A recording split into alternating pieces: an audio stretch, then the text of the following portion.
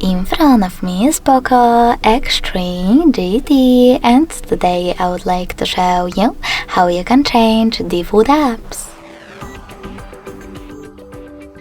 You need to begin by opening Play Store and installing your new defaults. I will go with Opera mini browser and maybe some kind of messaging app.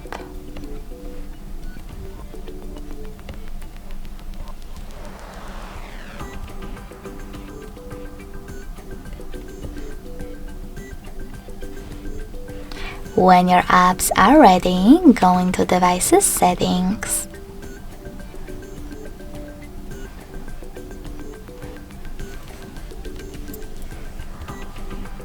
In Settings, scroll down to access Apps section. Now tap on Manage Apps and tap on those three dots at the top right corner.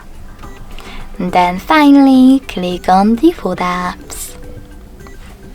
Now select one of those sections, in my case Browser, and tap on your downloaded app. So when I do that and go back, as you can see, my default app has changed.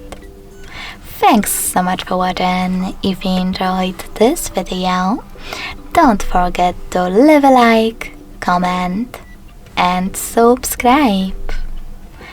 Bye!